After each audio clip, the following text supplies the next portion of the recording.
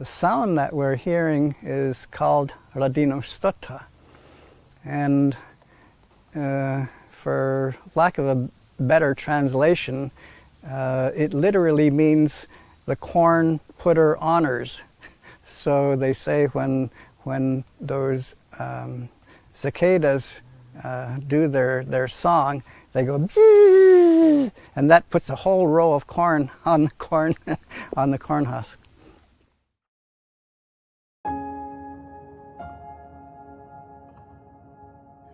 Swegon se wagwego, Tehahenteh ni waksanoda, o swegon zinu ni de wagatunja, o waginyaka haga dan waginyata.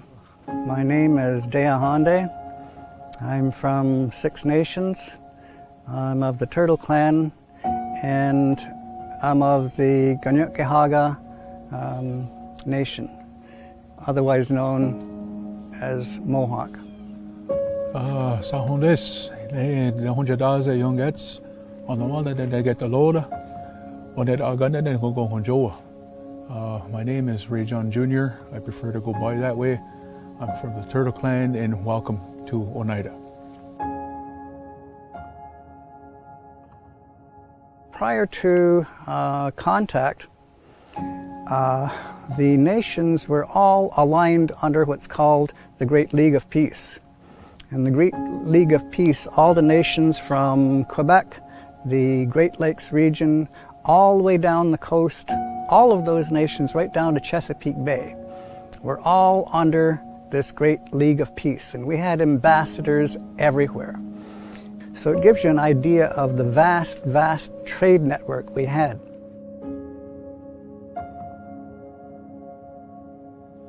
We hear the term Mohawk, we hear the word Iroquois, and none of these are really what we call ourselves.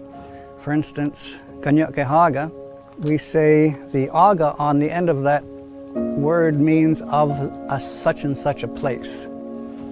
So Ganyanga in that word is referring to a rock, and that rock is known in English as chert.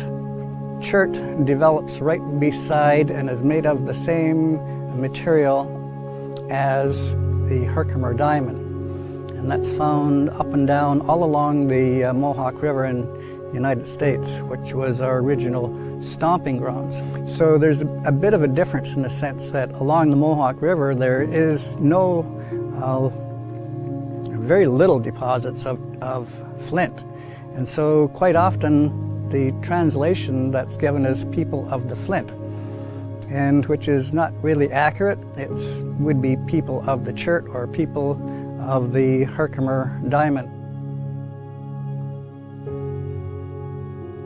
And our term, people of the standing stone, derives from different stories of how we got here.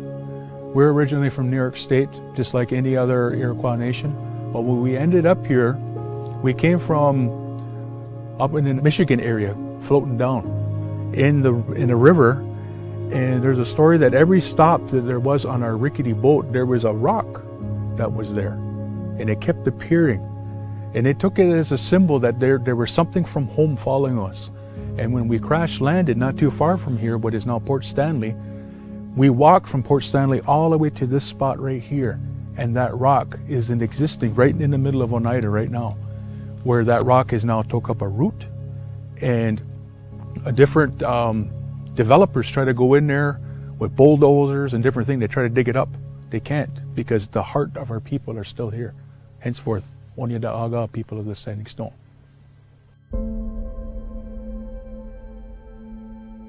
We like to be called by our original names, which again is all related to the land.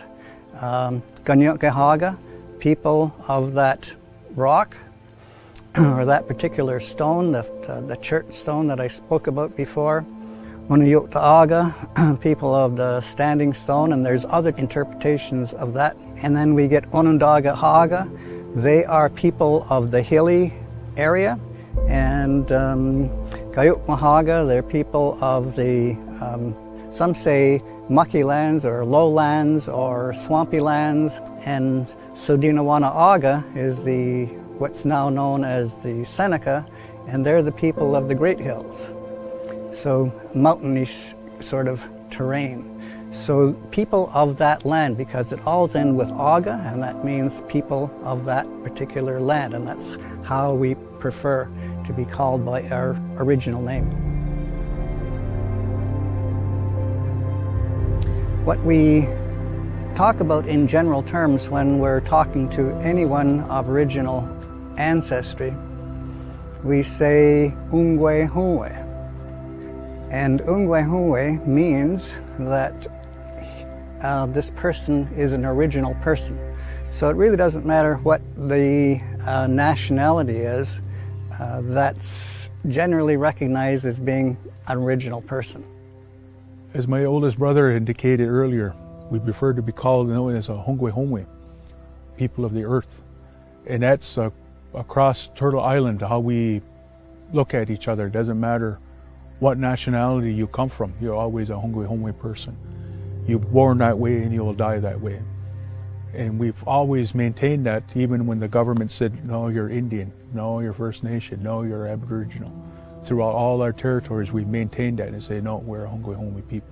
That is what we prefer to be called.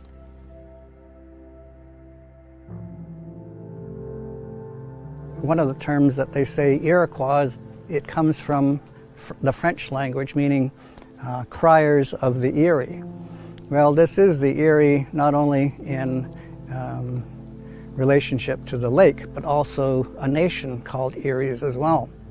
When we would make a long-distance telephone call, we would hire some runners, and they would receive the message, and they put the words into the wampum, and they had to memorize that.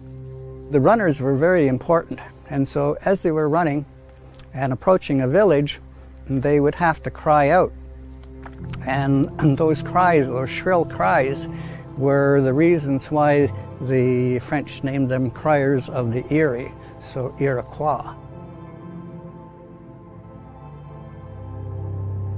Lodenoshoni. Again, it is when we were encountering these new people and they were trying to learn our language. It was a form of communication at first before they infiltrated and started to use it. When we would always refer to somebody and then they kept hearing that and they thought that we were saying and when we were translated as people of the Longhouse. But for what I understood, it was never a structure. It is the way that we saw the earth, the sunrises and sunsets. That is our Longhouse. So we can go anywhere in this world and still be people of the Longhouse. That's the way I understood it. So Lodenoshoni was the people of the Longhouse, meaning that this structure here, Yukinaha, the earth, was our structure, was our earth. In our language, in Ganyakahaga, it would be Rodinu Shunidu, which means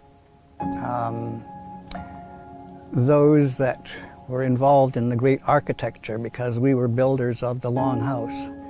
So when you see Haudenosaunee, it's just the one that sort of stuck as far as being known by.